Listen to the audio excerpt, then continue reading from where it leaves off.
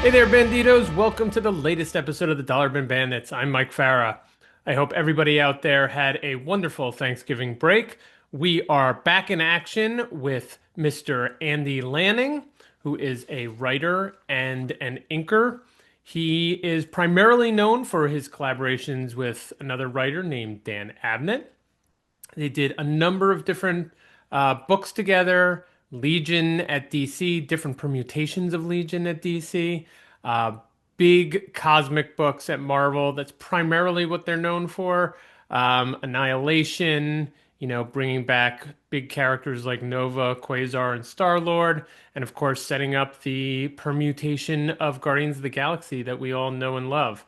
But Andy has done his own stuff. He started out with an indie comic with Epic called Sleaze Brothers.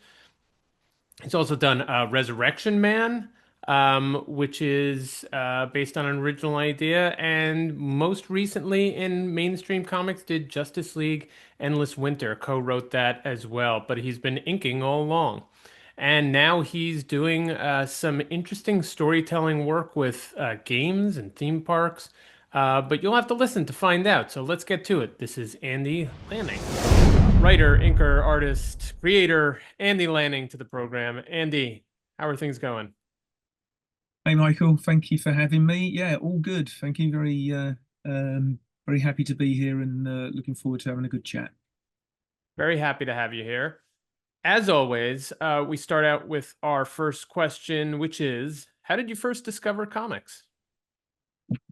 Um, I think this is probably an origin story you've heard before many times. Probably. Which is, yeah, it's just growing up in the UK. Um, we had a slightly different comic scene to you guys in the States. We have the weekly comics that generally would be for kids, and there were a lot of them would be humor comics. There's a very famous set of comics called the Beano and the Dandy, and there was another one called Whizzer and Chips. And so, as a kid growing up, those were ones that your mum and dad would buy for you. If you're going on a long car trip and it's like, here kids, have a comic. And I was always, even as a very young kid, into drawing. And then, my mum and dad would encourage me, by buying me drawing books and pens and stuff. So I would sit and draw characters from these humor comics. And then would end up going to the news agents, as we have it over here, and buying those comics myself, and then discovered other comics at that time. And I think it was around the same sort of time. I guess I would have been, I don't know, sort of 10 to 12, and discovered that Marvel UK over in the UK were doing weekly versions of the Marvel US comics. They would take, so you'd get something like Spider-Man comic. It would be a black and white comic, a different size to an American format, slightly bigger. And what they would do is, during the course, because it would be a weekly comic, over the course of a month, they would give you 5 pages per week of a whole issue of an American comic.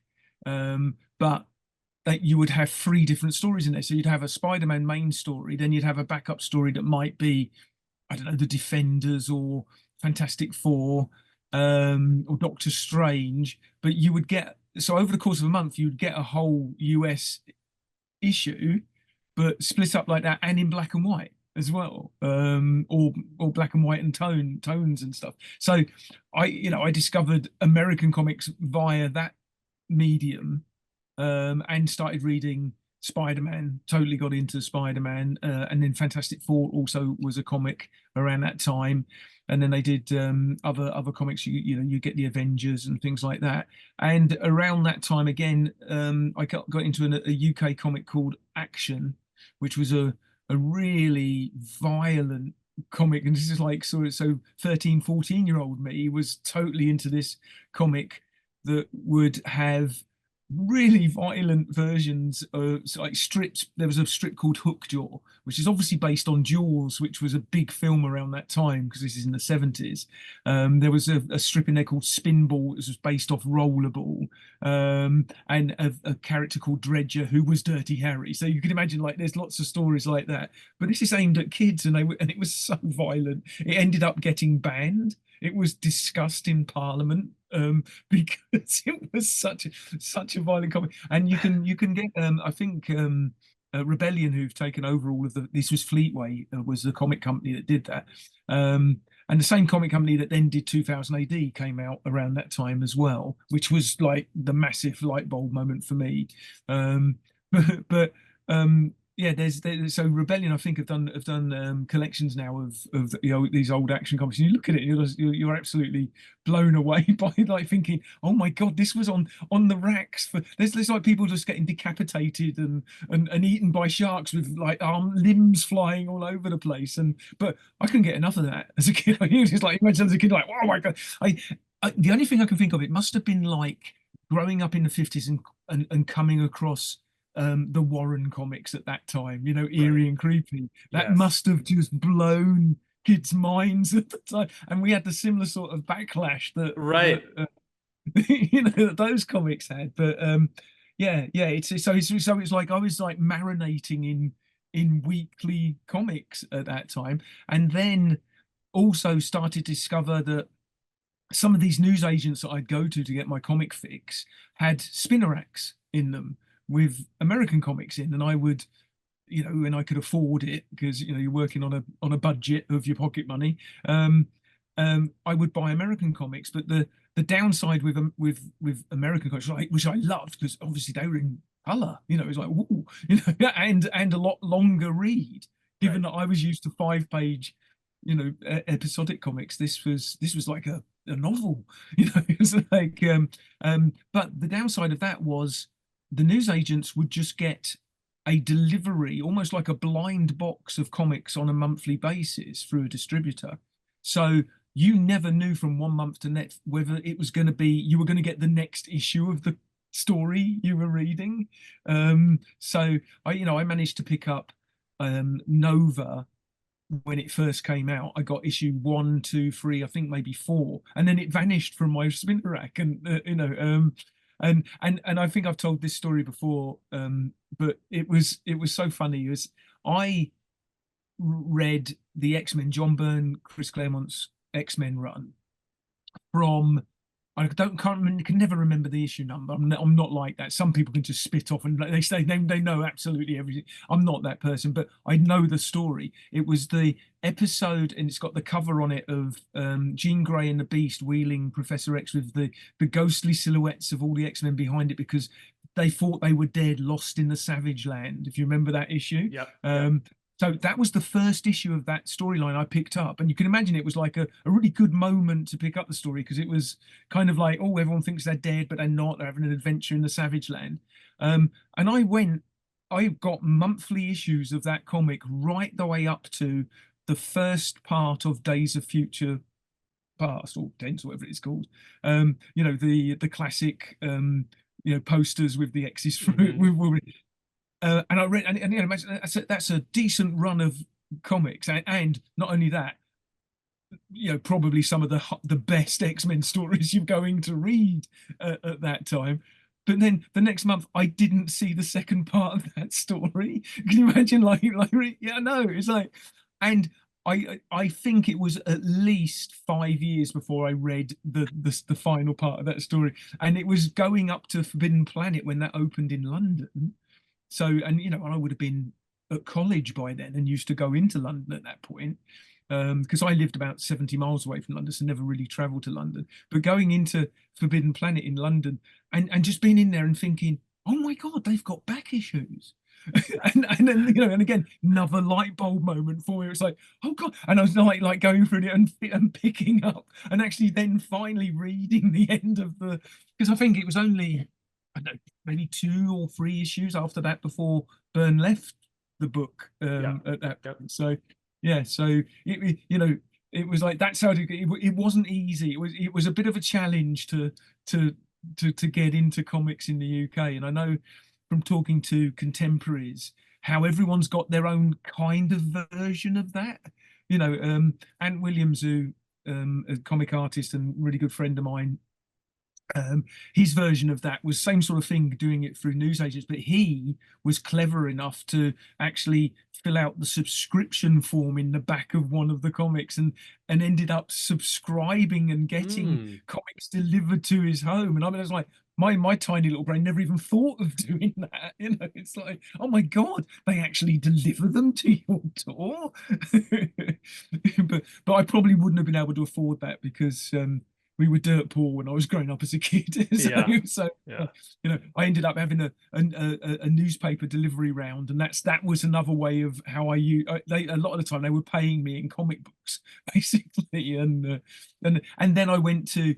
I would then buy other people's comic collections. Again, this is another one that people, this is the sort of like magpie in us all comic collectors, where it's Hmm. like, if you can't build it up yourself, then you'll see you just, I don't even know how I did it, but you'd find people at school and be like, oh, I've got a set of comics my uncle gave me, my brother gave me, and I'd be like, I'll buy them off you, and would buy other people's comic collections, and fill out my back issues, and my mum and dad's attic would slowly but surely fill up with comic books. Still got loads in there actually to this day.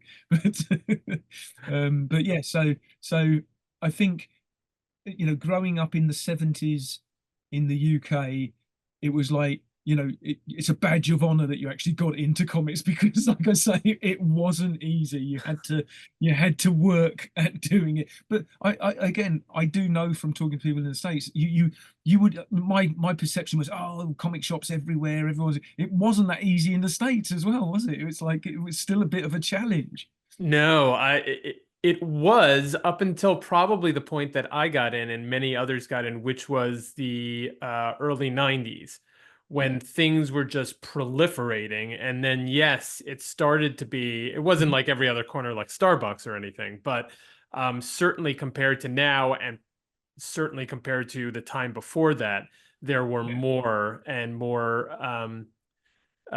opportunities to pick up comics because it was more comic stores, Yeah. but also at that point they still had at least some distribution into the like newsstands and things like that. Of course, that went away fairly quickly thereafter, but yeah, I mean, it, it you was have to because have it the was the same. passion. Yeah, but that's the thing. Yeah, it's like you're going to dedicate yourself to this, then we're not going to make it easy for you. But I Right. again, going to the States for the first time, and thinking there were comic shops everywhere, but also I think same in the UK as in the States, a lot of comic shops were opened by people who basically outgrew their own home for storing comics. So their garage was full, and so it's like, oh, so they would set up their own comic shop based around their collection. And I remember going into a few like that where literally the guy behind the counter didn't want you to buy any comics because they were literally his collection of comics. And you're like thinking, this is not a good business model.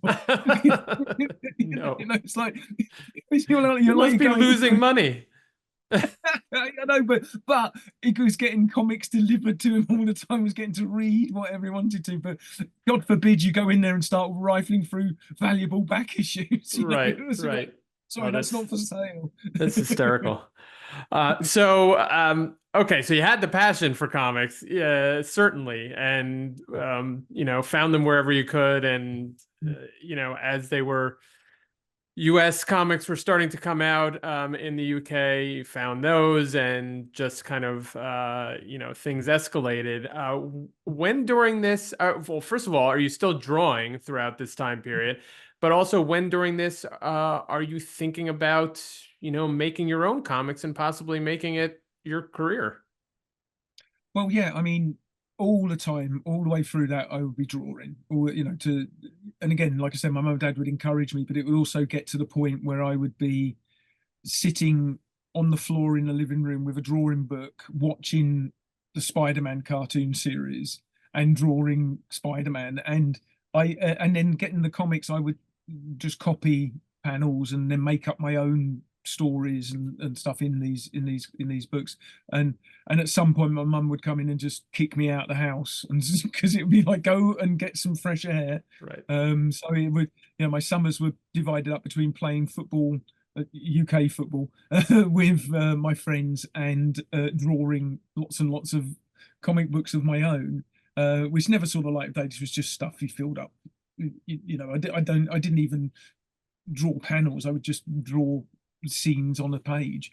But then when I went to school, um, my first version of doing a comic book would have been in what we call senior school. So I guess again I would have been 15 or thereabouts, and I created a character called Hippo Man and Piglet Boy. He was bitten by a radioactive hippopotamus, basically, and and it was just very, and I used to do that with my friends. I would draw it and then we'd photocopy it and give it to people in school and stuff, whether they wanted it or not. And so that became like, I love comics. I want to draw comics. And so when it got to, I don't know, when I was 16, 17, and you start to have careers talks, when you Hmm. sit down with well, there must be the same sort of thing, careers advisors, at Right. schools, and you sit down and they say to you, so what do you want to do? And it's giving you advice to, so you would start to look at colleges and look at subjects that you would want to do for a college degree, to point you in the right direction for your career. And I was like, I want to draw comic books. And I just remember the equivalent of no sale came up in the guy's eyes, because he was like, I have no idea what you're talking about. Literally. And by this time I was again mainly flipped over to reading a lot of American comics, still reading 2000 AD at that point. But and the Kubert Art School had just started. So you had the Joe Kubert Art School having adverts in comics, and so I was saying to the guy, I want to go to the Joe Kubert School of Comic Book Art, and he said, but where's that? Is that in London? And I'm like, no, it's in New York. And he's like, what are you talking about? So, so he basically said to me, well, you need to go to art college, and so go and visit the local art colleges and see, what you can do there. And so, I did. Over in the UK, we do things called GCSEs, and then you do A levels, and then you go to college. And I went and put together a portfolio, and went to an interview at the local art college to do an art degree. And they looked at my portfolio, and it was full of comic book drawings. And they were like, and these were guys who are doing like fine art stuff and everything. And they just were like, yeah, well, yeah, no, thank you. Come back again and try again. So I didn't get into art college, but I got into another art college doing, it was almost like a vocational course, of illustration and graphic design. It was half and half, and it was probably the best thing that ever happened to me. It was that I didn't get into proper art school to do a degree. I went to this. It was called a higher national diploma. But the brilliant thing about it is we were taught by people who were all working. So it was like illustrators and graphic designers would come in and teach us the tricks of the trade, but they were all actual freelance. They weren't tutors. They were brought in to teach you. And so I learned, typography, graphic design, life drawing. My life drawing teacher was a storyboard artist, which was fantastic. He loved comic books, so it was like, we gravitated towards each other. He introduced me to, sort of, storyboard and um, you know, things like, dynamic anatomy, the Bern Hogarth books and stuff like that, um, and doing illustration and stuff like that. So, like I say, it was in that respect the best thing that happened to me, because it gave me such a wide, teaching of techniques, that served me well to this day. So I qualified as a graphic designer stroke illustrator, but was able to, again, through some other opportunities, almost start working on comics before I left college, which was brilliant. Excellent. I mean, that's great that you were able to get that training, even though there was a lot of skepticism of the folks that you were interacting with about, your sort of path. But you knew what you wanted to do, and you've got a lot of And good that, education, in and around comics, even if it wasn't the Joe Kubert school. that was the thing. I wish I looked into the Kubert School, and it would have, even back in the day, and this, like I say, would have been in the, I don't know, early 80s. It would have cost me thousands of pounds to go over there as a foreign student, which, like I say, we weren't particularly rich at home, so there was no likelihood of that. But I knew ultimately I wanted to do comics, and I also, through things like the Kubert Art School and stuff like that, is I realised this was something you could do as a job, and I loved artists, and I would, and again, during, this is the other thing to look back on it, reading comics because it's of the characters, and then during you read the comics for the characters. I love Spider-Man, I love the Thing, it's like I love Captain Marvel, but then after a while you realize, oh, Captain Marvel, that's being written and drawn by this guy called Jim Starlin. Oh, I like his stuff. Mhm. And then it'd be, oh, the Avengers, that's being drawn by this John Buscema guy. He's really good, and so you then start to, and then you realize, oh no, and that's being written by, and so you realize there's people are actually producing these books. That must be a career, So, and so that sort of like informs, you're like something, I'm like, I don't want to go work in a bank. I don't want to I don't want to do this. I want to be a comic artist. So, and again, another one of these, turning points for me was during college. I think I was reading, I couldn't tell you what they were, but I was reading some, I think it was actually, no, I did think it was a fanzine at the time. And there was a thing called Speakeasy, which was a UK comics fanzine news magazine. And I found out that there was, this group that met in London called the Society of Strip Illustrators, the SSI. Um, and that blew my mind. It was like, oh, what? So they and I found out, researched it, and bugged people to find out that they met I think it was like the last Thursday in every month in London. And because by this time I was living at the college campus, and I would get the train into London and just hang around outside the Society Strip Illustrators place, and then go in because I would get there really early. They would be having a board meeting because it was a proper society, and I just hang out in the bar. I was just like akin to a fart in a spacesuit, I guess. I hung out there until such a point that they were like, "Oh, you might as well just tend bar then, so because you're going to be here every week." But this is where I met people like John Higgins.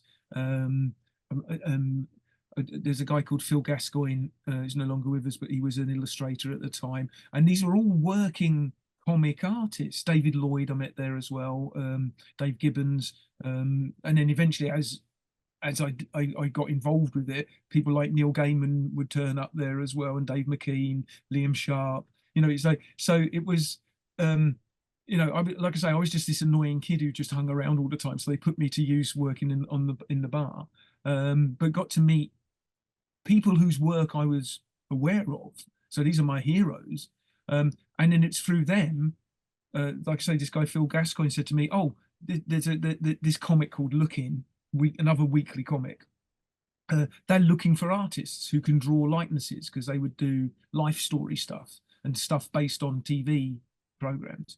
So, and this was like my last year of college. I went along with my portfolio of lots of drawings of people like Sting and pop stars and stuff, Mhm. and uh, and and and I got the gig. My very first published work was drawing Boy George's life story, um, the singer of Culture Club, and I was doing that before I left college.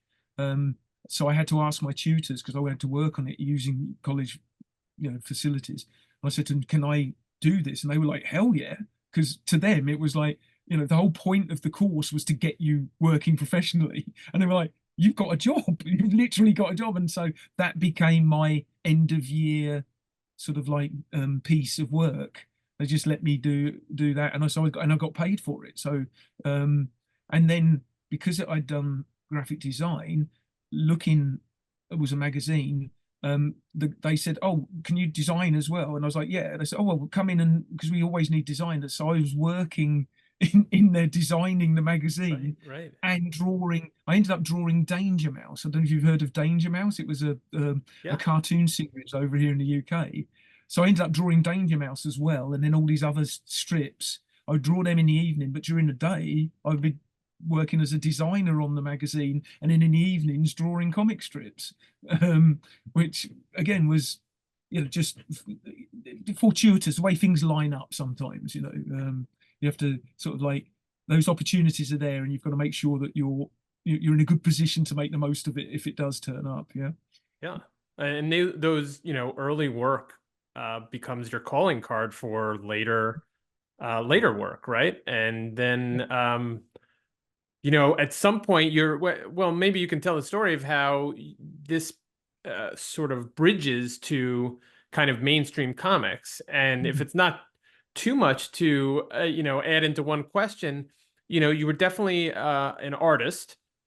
Mhm. But if you're doing strips, you're probably doing writing and artist. But did you have a clue or an inkling that you wanted to do the writing, and you eventually became probably more of a writer than an artist in your career? So was there any clues there at the beginning, or did you just kind of fall into writing? I think much more the latter. It was always my intention to become a superhero comic artist, but um, my natural drawing style, everyone's got their own sort of like way of drawing, and mine was very I was very good at doing cartoons because and working on model. I also could draw caricatures really well as well, and so it was like my natural drawing style wasn't superhero. And if you remember, this would have been in the 80s and stuff where there was almost a house style Right. to comics at that time. And I didn't draw like that, which was a killer to me because it was like I really wanted to. If you look at comics now and you look at the breadth of styles of people from Scotty Young through to Daniel Warren Johnson, people, Yeah. there's It's- amazing breadth yes. of style. Jim Lee. It's like Yeah. and anyone can go in. In fact, it's probably better to have a really strong, distinctive style. But back then, it was everything was a little bit more homogenous. It all Yes. looked, very like I say, John Romita, John Buscema, was drawing in that style. So I wasn't geared to doing that, but um, again, finding out that there's this entity Marvel UK, while after a few years of doing designing and cartoons, I found out that they were doing a comic based on the Ghostbusters cartoon series called The Real Ghostbusters, and I went along with my samples. But what I did and they said, "Oh, we love it. Can you do some specific samples based on the characters?" Gave us the style guides for the characters and everything. And so I went away and did a 3 page sequential bit of artwork.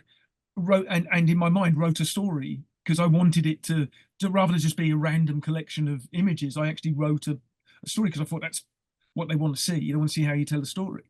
Um, and this would have been to Richard Starkins, who now runs Comicraft. Hmm. Richard was the editor there doing this book. And he said, "Yeah, love it, love your stuff. You've got the gig, happy days." And he goes, "But I want to know what happens in this story because I hadn't finished only 3 pages." He said, "So can you finish that story off, and that can be your first gig?" So my samples became Oh, my first right. job in which would have been a 6 page story. So I wrote 3 more pages. But I also wrote it with a childhood friend of mine, a guy called John Carnell. I wrote the story by breaking down the artwork, and then he would come on and work with me and we'd come up with silly dialogue because it was all comedy stuff. Yeah. and worked on that for ages. And then found out that um, again, Marvel UK um, were given the opportunity to create some of their own comics, um, and there was one called Dragon's Claws, one called Death's Head, which became an even Yep. bigger comic later on. But this was the first version of it, which a young lad called Brian Hitch drew, and it was written by Simon Furman. And the third comic was this one called the Sleaze Brothers that I created with John, which was basically it's the Blues Brothers as private detectives in the 35th century. It was a silly, again, we because of the stuff we were doing, it was all just comedy stuff, but and they took that idea, and so we did a 6 issue run on that, which again, like it's weird the way these things convolute around to put you in the place. Archie Goodwin was doing Epic in Marvel at the time, Epic Illustrated, and Archie wanted to, and I found this out after the fact. But Archie was looking to come over to the UK, and he wanted to publish 2000 AD strips, I believe, in Epic Illustrated, or at least publish them over in the States. Came over and was with the intent to do that. Paid a visit to Marvel UK because obviously you're in the Marvel UK, and explained this is what he wanted to do. And I think Richard Starkins was up in arms about it. He was saying, but you can't do that. They're literally our our rival publishing house over here. Um, Even though they're not necessarily doing the same thing, it was like, but we're Marvel doing Marvel comics in the UK. 2000 D are not, they're like DC comics to us. You can't do that. And Archie didn't realize that because he's obviously not aware of the British market. And I don't. This is a story you need to ask Richard because I've probably completely garbled it and forgotten. But the net result of it was Archie looked at the stuff that Marvel UK were doing and said, "Oh, this Sleaze Brothers comic, we'll make that an epic imprint." So through absolutely no cunning, forethought, or planning on my part, we ended up as the Sleaze Brothers being published by Epic Illustrated, and it was a creator-owned title as well. So we ended up with the rights to our title, but which then, and like I say, I was writing that with John in the way we did is I would come up with the storylines and everything, and then John would fill it up with lots of silly dialogue, and then I would draw it, I would pencil it. A great guy called Steve Baskerville would ink it, um, and and that directly led to me being able to go over to America and actually get into Marvel offices without like knocking on the door and go, who the hell are you? People knew me there because I was working for I was one of the published talent, which got me, like I say, got me in the front door at Marvel in the States, which was just amazing. And to the question about being a writer falling into it, and this is another happenstance of the way things work. Marvel UK were doing a Punisher comic, and Richard had asked, so they were reprinting Punisher Warzone or whatever as black and white in that format I've explained before, right? But Richard said, can we create some original 5-page stories to go in the back of that comic? Because Richard was always pushing for, let's not just keep reprinting. We've got good talent over here. We've got good writers and artists. Let's originate some stuff as well. And at the time that was going to happen, myself, because at this time as well, there's a guy called Steve White was an editor there. Dan Abnett was an editor or an associate editor at that point, ended up editing the Sleaze Brothers comic. And so we would go in, we would all go down the pub, we'd all, throw ideas around and stuff like this. And so we came up with some Punisher ideas, and they were going to get published. But in the end, Marvel UK didn't have the budget to do it. So that all got spiked. But I ended up in the offices in America in Marvel, and I would always do this as well because why wouldn't you? I would go over with art samples of the artists from Marvel UK, people like Dougie Braithwaite and Jeff Senior and people like that. Um, and you know, and everyone would. Simon Furman would go over and do likewise. Is we were always trying to get people to see our stuff because Marvel editors in the US wouldn't see people's work otherwise. You know, it's not like nowadays you can go on online. People have got online portfolios. You can check stuff out. These, you know, back in the day, there you either fax it over or you'd have to just stick it in a post and hope that they opened it and looked at it. Right. So I would go over with collections of people's artwork and stuff like that, um, and show it to editors. And at this time, I was like, "Who's the Punisher editor?" And the guys in the Epic offices who I was working, I think it was Carl Potts at the time, said, "Oh, there's a guy called Don Daly, you know, down there on the left." So walked down, knocked on the door, and the door opened. There's Don Daly and you know, and I'm Andy, you know, and it's like, "I've got some Punisher ideas. You know, are you looking for any?" And he goes, "Funny you should say that because we're doing the, and this is, you remember in the day they did the double publishing, like 2 issues a month during the summer Mm-hmm. sometimes." Yep. And he Bi-weekly. says, Yeah. "We've got, yeah." So it was like, "We've got the bi-weekly summer event coming up." He said, "So we're looking for some ideas." I said, "Well, do you mind if I, you know, pitch you my idea?" And he goes, "Yeah, sure."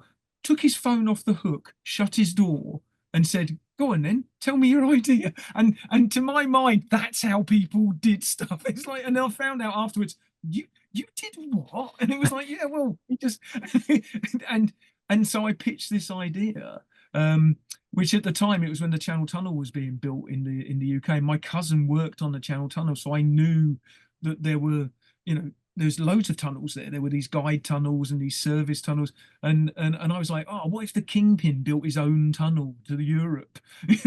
You know, and so we that was the idea, and it was like, and Punisher goes on a European adventure, and Don's like, "That's awesome," and so it became the mini series, the bi-weekly event called Euro Hit, that we got Dougie Braithwaite drew, Yep.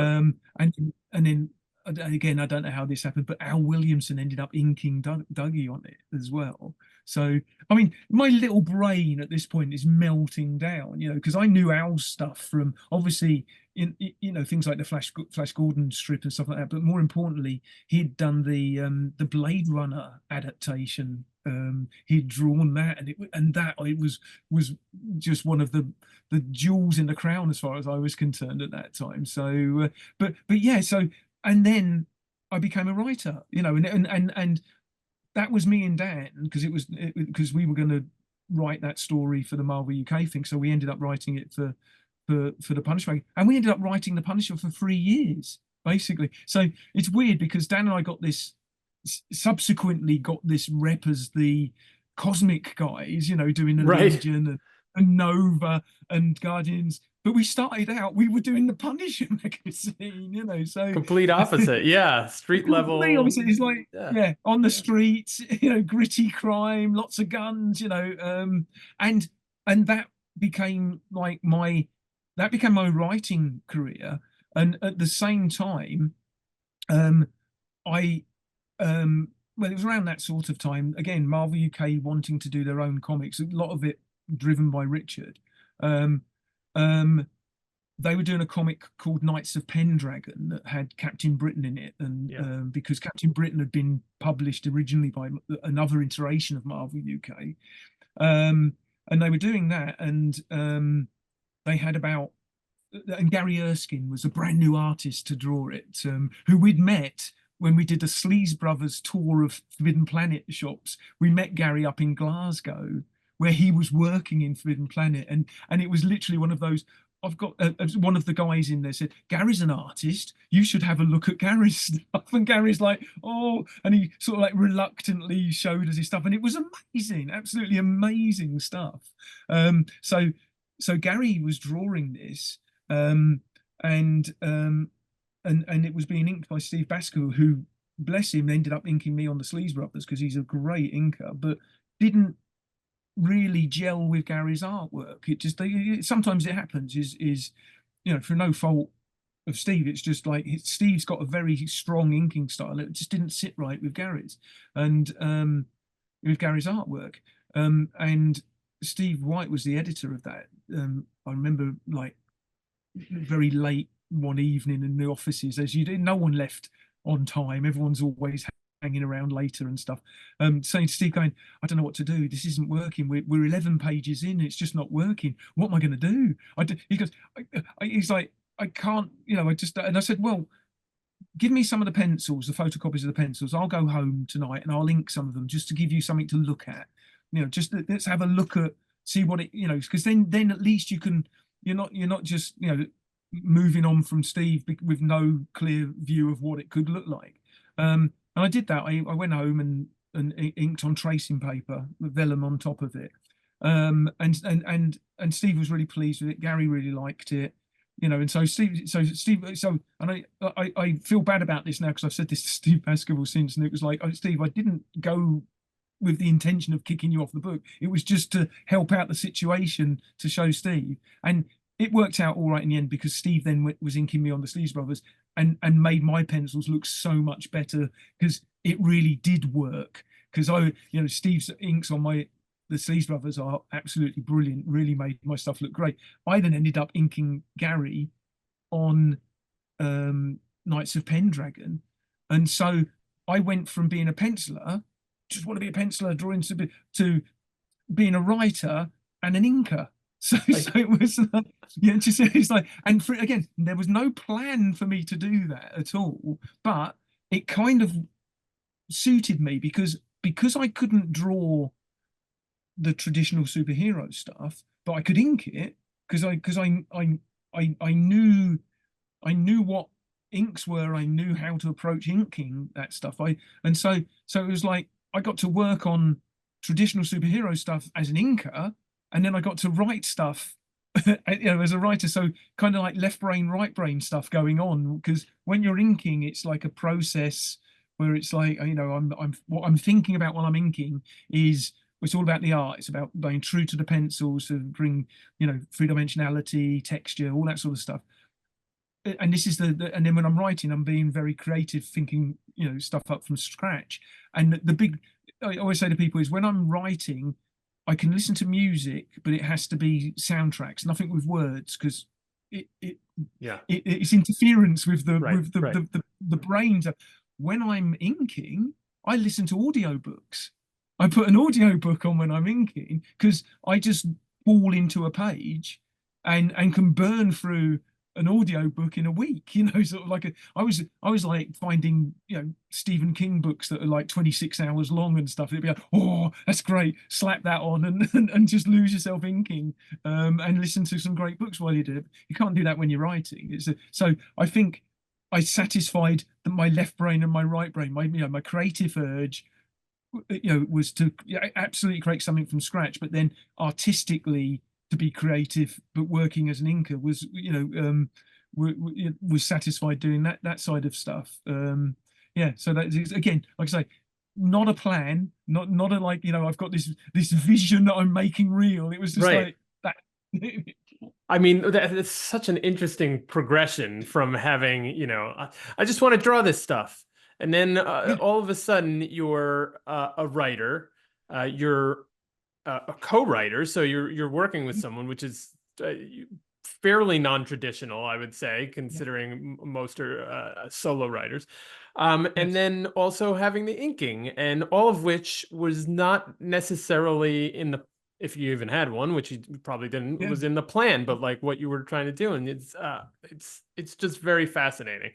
Um, I'd love to get into kind of the process of Mm. co-writing. You mentioned Dan, who you had a long collaborative relationship with.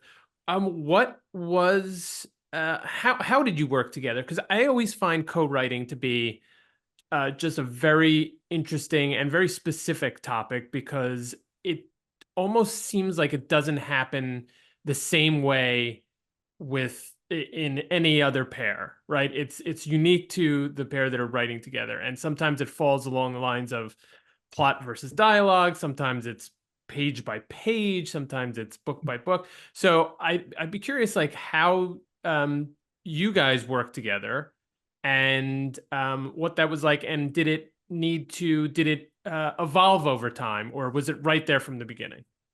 No, no, it definitely evolved. Yeah, it's like so. Imagine that first Punisher script that we're doing for Marvel. Um, for a start, we were working on a word processor, which had like a floppy disk to it Right. and a dot matrix printer, which was hilarious.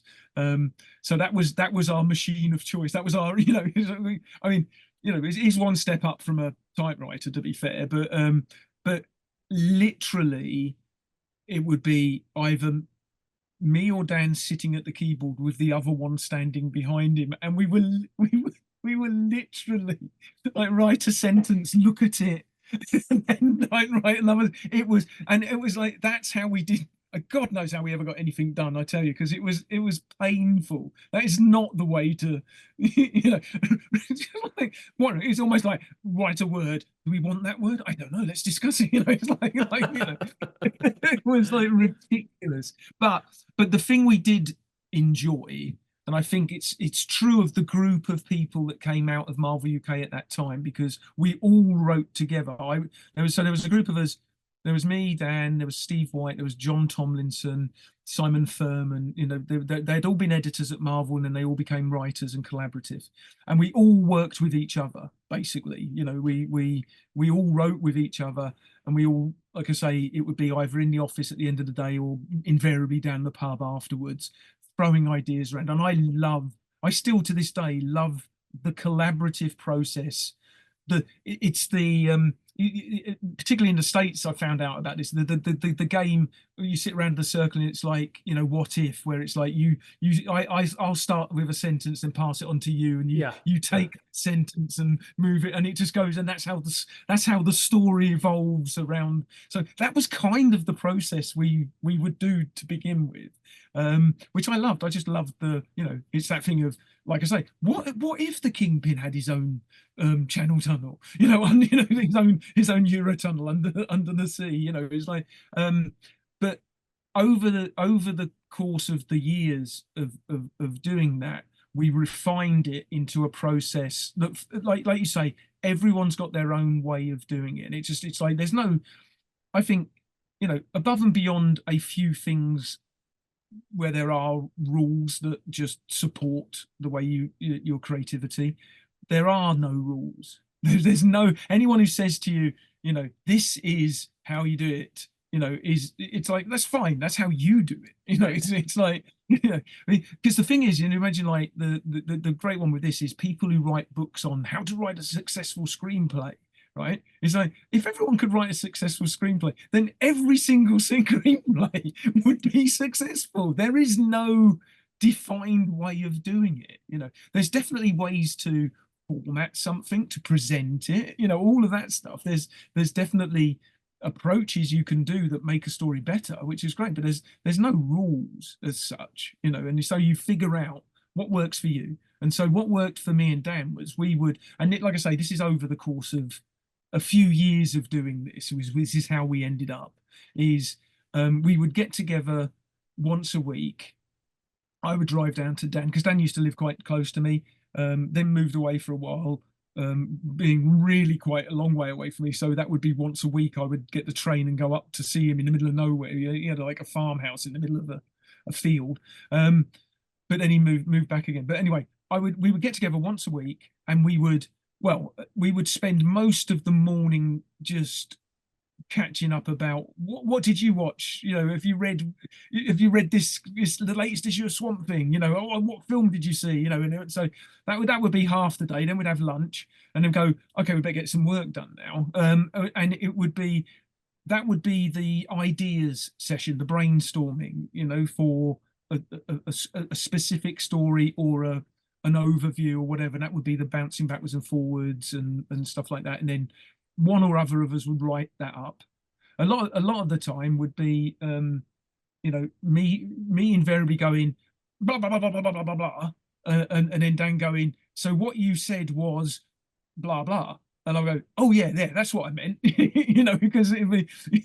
because because Dan is actually is a proper writer. I don't consider myself. I'm like a hybrid, but Dan's a writer, and he's an actual author, and he studied English at Oxford, and so it was like I'll be like, yes, yes, you've said that perfectly, So, um, but that and so it would almost be it became plot script after a while, where I would write up or at least write down the outline of the plot, and then Dan would be the one who would write the script and put the dialogue in based on lots of backwards and forwards. A lot of stuff would be, oh, they got to say something like this, or oh, that's a good joke, or whatever, the beat points. But then, Dan would then sit and write the actual dialogue. And if we were up against it in time, we would actually work old school Marvel, where I would write the plot, which would be for an artist, which would literally be panel descriptions. You'd then get the art back, and then Dan would literally dialogue it. We've done that. We've done that a few times as well, which I actually really enjoy working like that, because I think it's a purer way of working with an artist, because Mhm. you're saying to an artist, and I wouldn't do a Stan Lee plot, which is they fight 5 pages. It wasn't like that. But equally, it wouldn't be an Alan Moore one where you've got a whole page of description for one panel. It's like mine is like it would be more. This could, each paragraph I'm writing here could be a panel. Now design the page, and then when the page comes back, you know, if you've thought of dialogue in there, because obviously there's pages where the artist needs dialogue just to know how to make the characters act, how to draw the characters acting on the page. But a lot of the time, when you get the artwork back, ideally you don't want to cover it up with loads of words. So you having and if the artist is really good, which we are very, very fortunate to have some very good artists, is they've done all the nuts and bolts storytelling, so you can just pick and choose how many words you put on there. So that to me is a very pure way of comic collaboration between a writer and artist. Again, it's not for everybody, it doesn't always work, but it's how because I come from, and for me now it's like I can look back and say that's because I'm always thinking visually. I'm always thinking stories in a visual way, because that's how I would want to draw it myself. So and then giving that as an idea to an artist, and then seeing how they interpret that is brilliant. You're like, oh, I hadn't thought of that, or Mm. you've captured that perfectly. And now to the degree where I still write with other people. I did a mini series with Ron Mars called Endless Winter at DC, Gonna which ask was about that. very Yeah. much like that, where I was writing the plot and then Ron was writing the dialogue. And that's great. I love working like that. It's great stuff. Yeah. It's not to say I can't write dialogue. It's just there are people who are better at writing dialogue than Right. me. Right. Well, yeah, I think in involving the artist in sort of the storytelling process just really drives home the fact that this is such a unique art form, that it is the balance of visual and, writing sort of backbone as well. And I always find that kind of collaboration interesting too. So when you have a sort of a co-writing collaboration and also with the artist doing sort of Marvel style, that just sounds to me like, pure collaborative creation.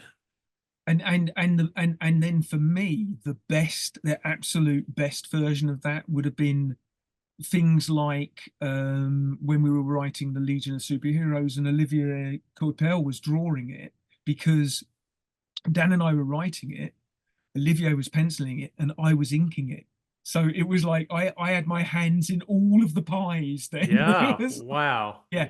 And That and that's that was like, yeah, that was some of the best collaborative creative energy that you could get, because also at the time it was when was really just starting out as a comic artist. He'd been working in animation before that. He actually came over from France to stay with me for a few weeks. so we were working together in a room as well, Wow.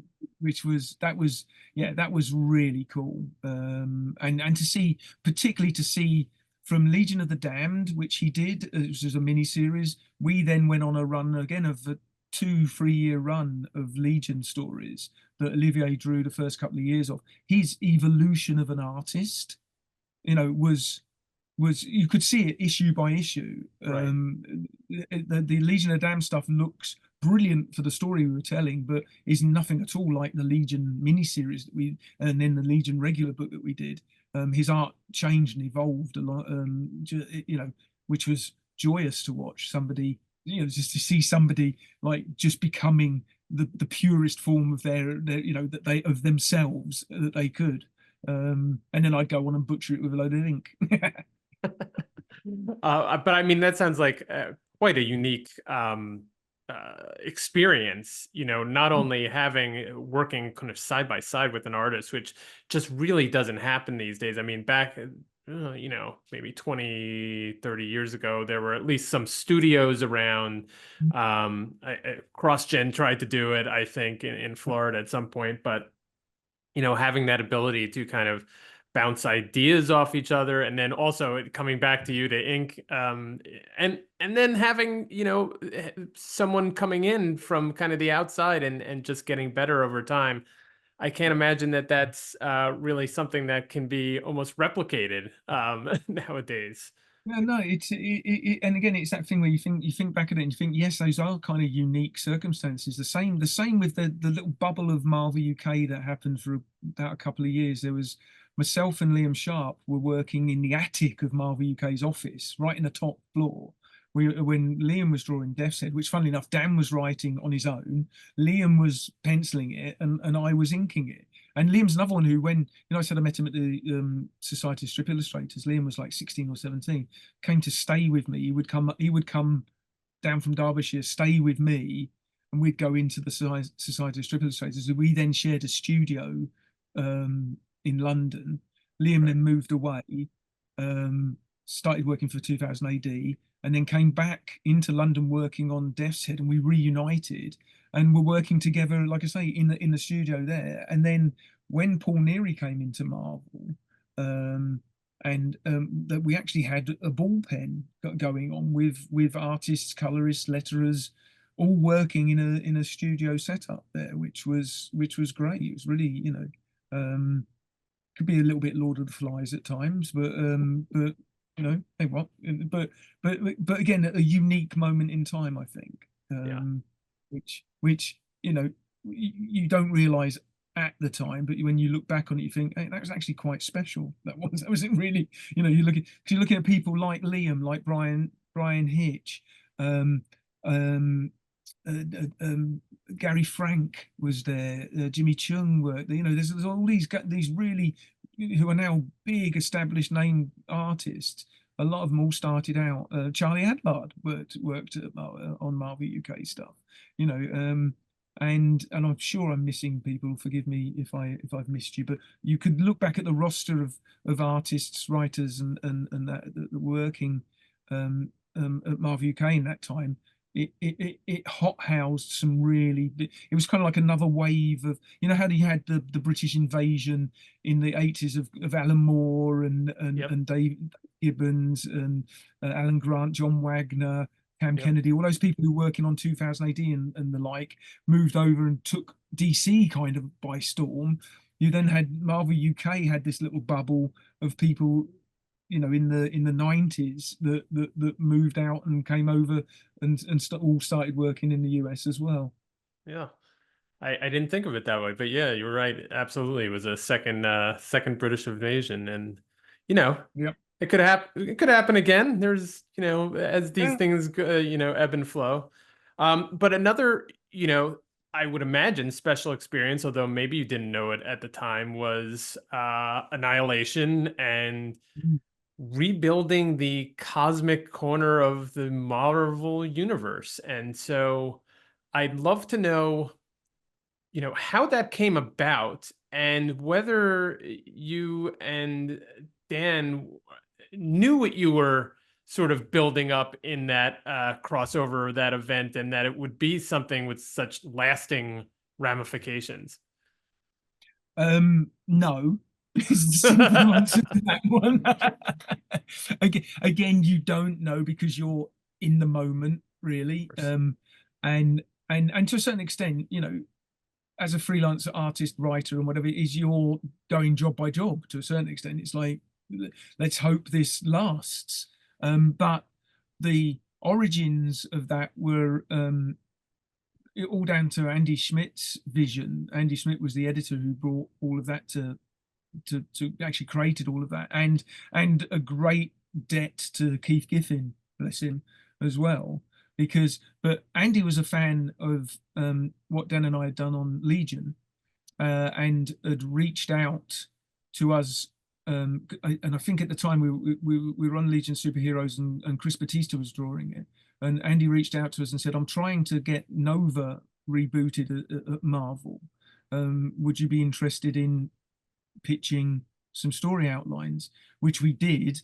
Chris did some beautiful character designs for it, but it didn't go anywhere at the time. But Andy remembered that, and Andy was always chipping away to try and get. I think Andy's just a huge fan of the cosmic stuff. At the time, the cosmic books weren't getting any love at all. They were just and again, ebbs and flows. The way stuff does. I think some of it was certainly due to the fact, and and Joe's on record of saying this, that Joe Quesada didn't like and didn't get the cosmic books. They weren't books that excited him.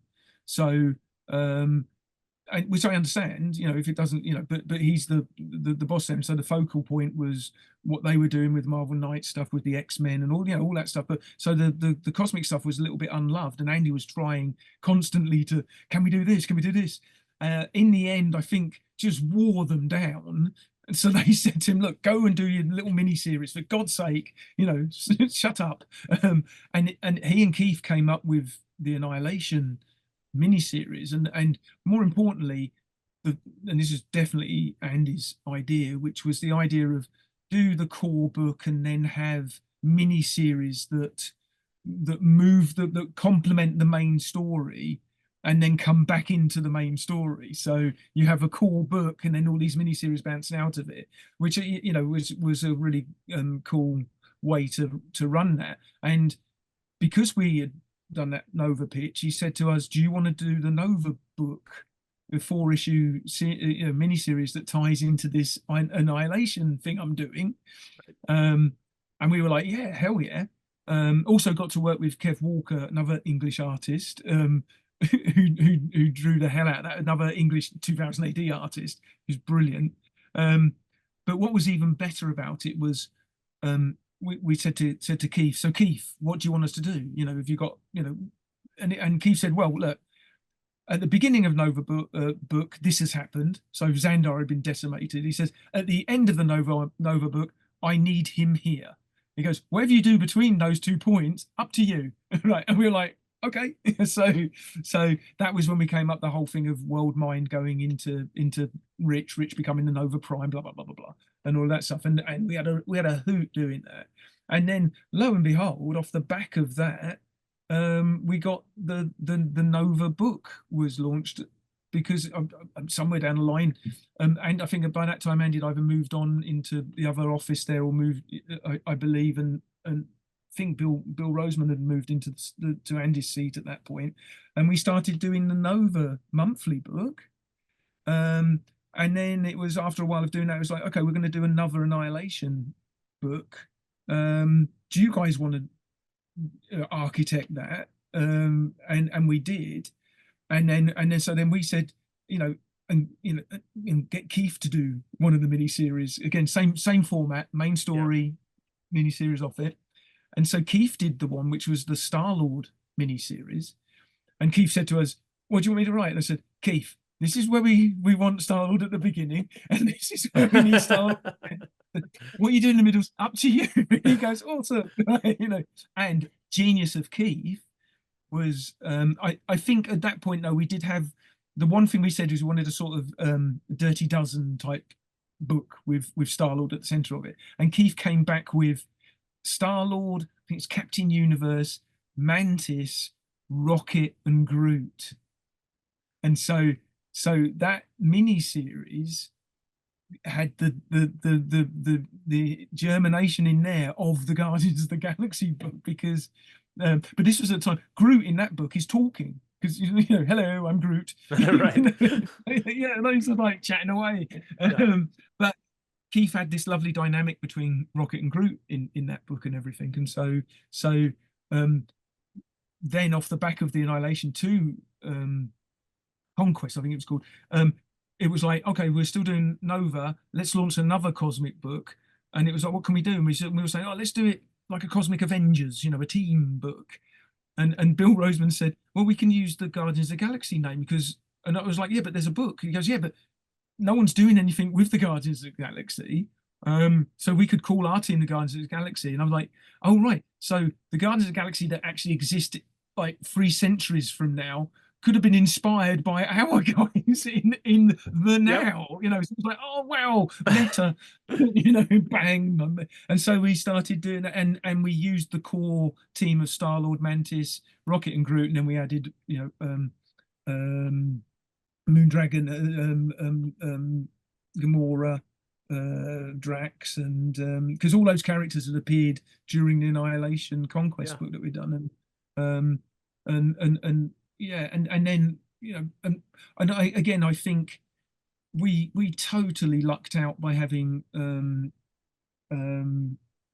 the art team that we had, Paul Pelletier and Rick Magar inking him on that book, because Paul is so underrated as an artist. Oh, yeah. He's outstanding.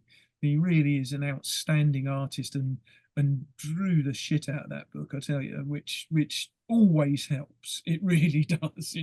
So we had Sean Chen on Nova when we started doing it, which again you couldn't want for a better start for a new title. And yeah, and we were able to, by that time Groot had sacrificed himself, had regrown, and the regrown version of Groot, for whatever reason, we still can't to this day remember why, we just had him saying, I am Groot.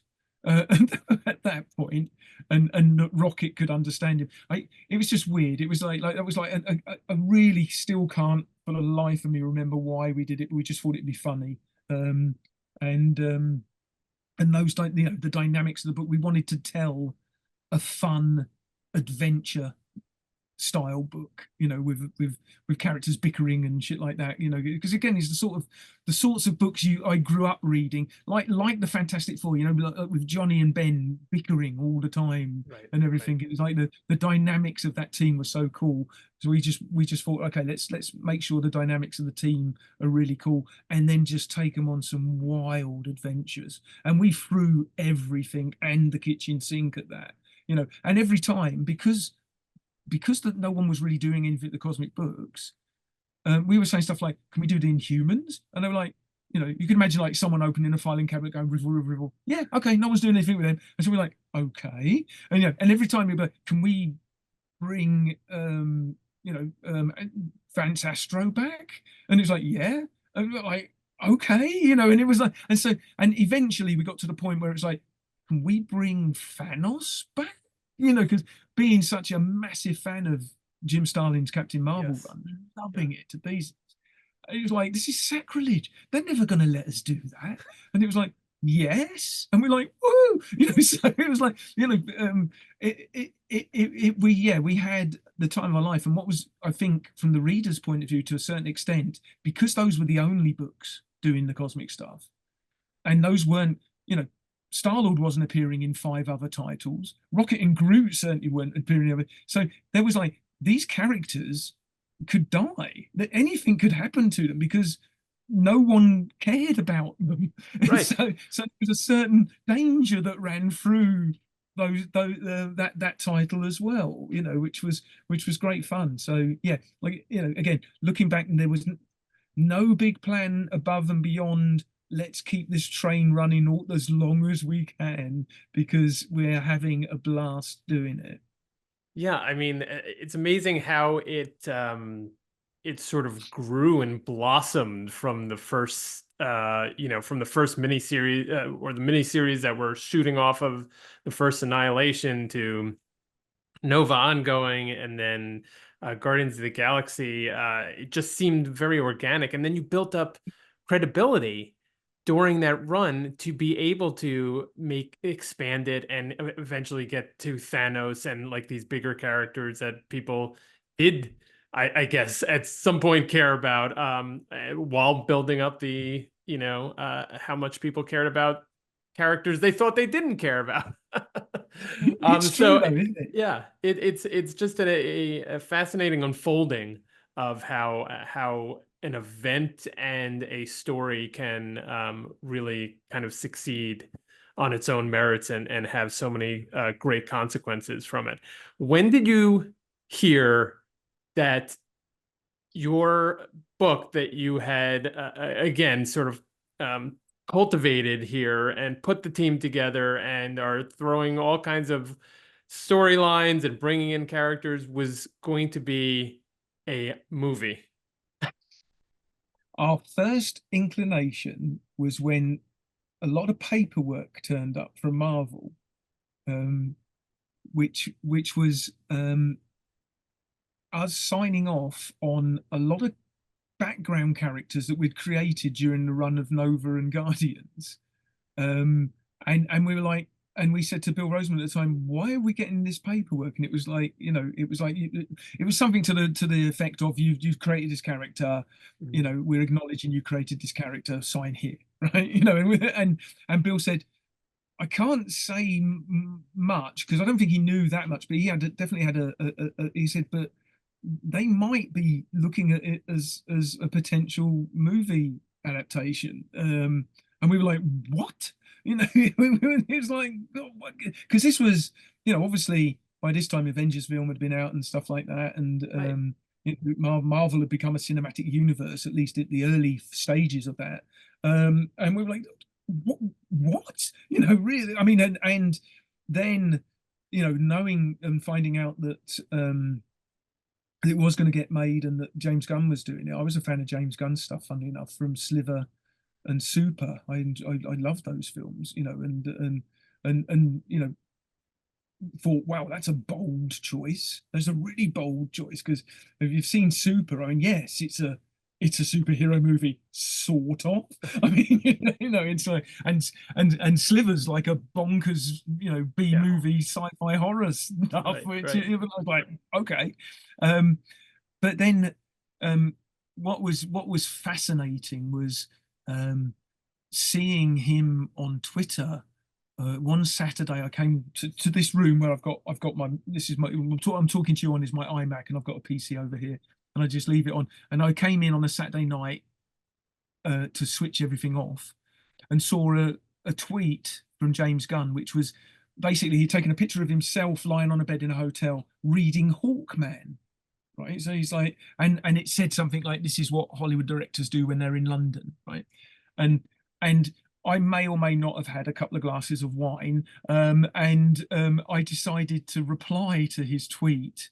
Um, you should be doing your homework, not read. You should be reading Guardians of the Galaxy, not Hawkman, right? Just and press tweet, and lo and behold, next day I got up and he'd replied to me, and we then we got to DM each other, and he invited me and Dan down to because they were filming over here. That's why he was in London. Mhm. It was all pre-production. He invited us to go down, read the script, and then took us around all the departments. We got to see the makeup tests, the costume department, all of the production drawings for the spaceships and the worlds and everything like that.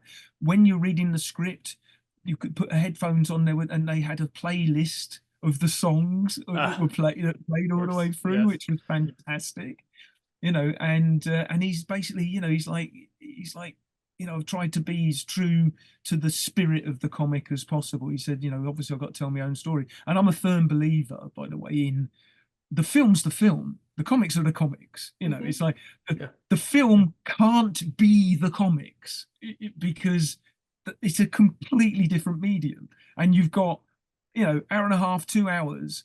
you can't do you can't compress 900 issues of comic continuity into that time. So you've got to write something that's the film. But like he said, he wanted to keep the flavor and the essence and the spirit of the comic, which, as I said to you earlier, is much more about the dynamics of the characters and the way they interact and the humor. And he totally nailed all of that stuff. And then won my heart completely by putting Cosmo in it, because Cosmo was based on the Labrador I had when I was growing up as a kid. That was the basis for Cosmo, and Cosmo appeared. I'm like, oh, and seeing Nowhere appear in the film and stuff like that. It's like, this is which again was just us throwing wild shit out there. Just the most. I was like, oh, what is something decapitated? And their base is in the decapitated skull of a celestial. Apart from anything else, what the hell killed it? Yes. Which weirdly enough, we never got to tell that story. We never got to tell that story, but that's still there to be, asterisks, Yeah. someday. No, You but know, that's but, but it's always good to have a few mysteries still left over. I mean, if you tell the story behind the story behind the story, you're eventually, I think things, start to when grind. especially when you're writing a continuing series, it's Hmm. like, try not to wrap everything up, because throw stuff out there that you don't necessarily have an answer. And I'll tell you a prime example of that was, I think it's even in the first issue of Guardians, we introduced the Cocoon, the Adam Warlock Cocoon appears. And Adam Warlock is one of the Guardians. So, which is why we did it, because it was like, and anyone with any sense would be going, that's the Magus. That's got to be the Magus, because Warlock's out there. It's the only possible explanation, and it's the Church of, again, the Church of something truth, whatever, Oh, I yeah, yeah, forget. Um, those dudes have got it, yeah. and we put it in there just for that shock value, because we didn't have a clue what was in the cocoon at that point, and we didn't, and we just forgot about it. We kind of just kept going back to it every few issues. You cut to the cocoon, and at a certain point it was like, we've got to tell people what's in the bloody cocoon. We can't leave this hanging any longer. It's been there for 12 issues or whatever. And it was like, okay, who can be in the cocoon? Who's the most unlikely character that you could possibly put in that cocoon? Now, apart from it being Four Brush Man, it was like no, Thanos, because of the history that Warlock had with Thanos. That was when we knocked on the door and said, "Can we use Thanos?" And they said yes. And so we had Thanos come out. That was not planned at all. That was absolutely organic from, what I like to call story hanging chads. It's just something you drop in there, and Yeah. and because it gives you something to go back to, and it's like, okay, yeah, let's riff with that now. So um, but yeah, in terms of the movie, it was fantastic. It was a fantastic thing to be part of. We saw all of that stuff. We then went back a few weeks later when they were filming, and got to see and meet the cast as well, which was, again, just wonderful. They were all lovely people, um, and genuinely at that point, where you look at where we're at now, um, to where we were, and the fact that Rocket and Groot are so ubiquitous in the zeitgeist of reality, based on two characters no one would have known about Groot. It's like, and they're everywhere. It's Yeah. that's just. I know, and beloved, but even at the time, what strikes me is that Guardians was the first movie, I think I'd have to go back, that yes, it was based on characters that had already existed and it existed for a while, but unlike Captain America, Iron Man, Thor, all of those, this was really a very recent kind of Mm, team and storyline, and they were kind in some way, and maybe in most of the way, adapting, the work that you guys did, not decades prior, but maybe only a Yeah, decade or less than a decade prior. So it would have that been. had to be a Well, huge, kind of feather in your guys' cap to have that I mean, right out of the gate almost. yeah, I think you're right. It's one of those ones you didn't really, um, analyze too closely, but it would have only been a few years after the series had ended that well, the series is still going on, but it was our iteration Yes. of that team that they used for the basis of the movie, because obviously, you know, there's the older versions, and there's the Jim Valentino stuff. There's a Yes. lot of stuff you can play with there, even down to the fact that Groot has been around since the 1960s, for crying out loud. It's like, and Rocket has got his own continuity and everything, and so has Star Lord. But but yeah, yeah, that's they obviously saw something in there, and well, to be fair to her, it was is it Nicole Perlman, the lady who wrote the original screenplay? That Nicole, sounds correct. yeah, I think Yes. so, but I'd have because to it look it wasn't, up, but yeah, that sounds right. yeah, it would, but she had written. It was again, my understanding, being very far removed from this, was it was a program within Marvel Yes. Entertainment for people to take and have a pitch, to do their Right. own pitch, and Right. she was the one who picked Guardians. So I think we owe it, yes, we owe James for what he ended up doing in his vision for it all, but that wouldn't have happened if it wasn't for her, and she was the one who focused in on that, and God bless her for doing that. Absolutely. I mean, sometimes it's maybe the most unlikely people or people you've not heard or seen before that can Yeah, kickstart a project and yeah. ultimately, take it to fruition. Um, Andy, I have a ton more to ask you, but I've taken up a lot of your time already. Um, we can book something out. We can do sequels. Is the way Okay. I can think of it.